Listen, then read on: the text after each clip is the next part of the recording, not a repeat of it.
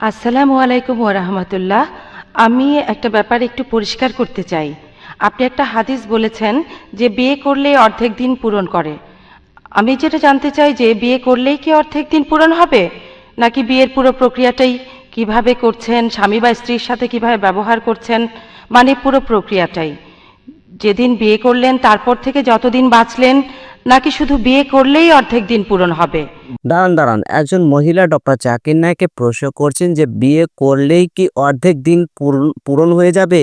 খুবই গুরুত্বপূর্ণ একটি প্রশ্ন। তো প্রশ্নের উত্তরটি ডক্টর জাকির নায়েকের কাছ থেকে আমরা শুনে আসি। তো সম্পূর্ণ ভিডিওটি দেখতে থাকুন। আপনি খুব সুন্দর প্রশ্ন করেছেন। একটা হাদিসের কথা বললেন যে বিয়ে করলে অর্ধেক দিন পূরণ হয়। এখানে কি বিয়ে করলে অর্ধেক দিন পূরণ হবে নাকি পুরো প্রক্রিয়াটাই ধরতে হবে? বোন, আমি আগেও বলেছি, মহানবী যখন বলছেন বিয়ে করলে অর্ধেক দিন পূরণ হয়, তিনি বুঝিয়েছেন যে বিয়ে আপনাকে অবাধ যৌনাচার আর ব্যভিচার থেকে রক্ষা করে। বিয়ে একটা ধারাবাহিক প্রক্রিয়া, এর উপর অনেক হাদিস আছে। আমাদের প্রিয় নবী বলেছেন, যখন বিয়ে করবে তুমি সাধারণত চারটা বিষয় দেখবে: সম্পদ, সৌন্দর্য, আভিজাত্য আর সদ্গুণ।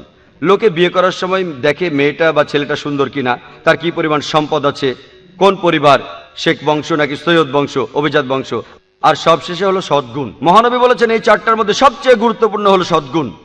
তাই আপনি যখন বিয়ে করতে যাবেন সবকিছু দেখতে হবে। আপনি একজন গুণী স্ত্রী বা গুণী স্বামী খুঁজবেন, কিভাবে বিয়ে করবেন। আমাদের প্রিয় নবী বলেছেন সবচেয়ে শ্রেষ্ঠ বিয়ে হলো যেখানে কম খরচ করা হয়। পৃথিবীর বিভিন্ন দেশে মুসলিম উম্মার মধ্যে বিয়ে হয়, তারা সেখানে হাজার হাজার ডলার খরচ করে যাচ্ছে। এখানে যেমন রিঙ্গিত, তারা অনেক বেশি খরচ করে। পবিত্র কোরআনে সূরা ইসরার 25 এবং 26 নম্বর আয়াতে আছে, যারা অপব্যয় করে তারা শয়তানের ভাই। তাই জীবনসঙ্গী বেছে নেওয়া, কিভাবে বিয়ে করতে হবে সাধারণভাবে, সুন্নাহ মেনে, এইসবই। তারপর কিভাবে সন্তানদের বড় করবেন, বিয়ের পর স্ত্রীর প্রতি বিশ্বস্ত হবেন, এমন না যে বিয়ের পর আপনি ব্যভিচারে লিপ্ত হবেন, এইভাবে অর্ধেক দিন পূরণ হবে না। মহানবী বলেছেন তোমাদের মধ্যে সেই ব্যক্তি সর্বোত্তম যে তার স্ত্রীর কাছে ভালো। কিভাবে স্ত্রীর সাথে ব্যবহার করবেন, পবিত্র কোরআনে সূরা আল নিসার 19 নম্বর আয়াতে আছে, তাহার সহিত সৎভাবে জীবনযাপন করিবে যদিও তাকে অপছন্দ করো। যদিও তাকে অপছন্দ করেন, কোরআন বলছে তার সাথে সততার সাথে জীবনযাপন করতে। পুরুষরা যৌতুক নেয় প্রাচ্যের দেশ যেমন ইন্ডিয়াতে স্ত্রীদের কাছ থেকে, ইসলামে আপনি দেবেন দেনমোহর। বিয়ে করলে আপনাকে একজন ভালো স্বামী হতে হবে, বিয়ের পর সন্তান সন্ততি হলে হতে হবে একজন ভালো মা বা ভালো বাবা।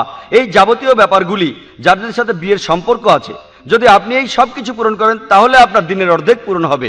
ভালো মা হওয়া, ভালো বাবা হওয়া, ভালো স্বামী হওয়া, ভালো স্ত্রী হওয়া, অপব্যয়ী না হওয়া, এই সব কিছু, ব্যভিচার থেকে দূরে থাকা, সমকামিতা থেকে, অবাধ যৌনাচার থেকে, এই সব কিছু পূরণ করতে পারলে আপনার অর্ধেক দিন পূরণ হবে।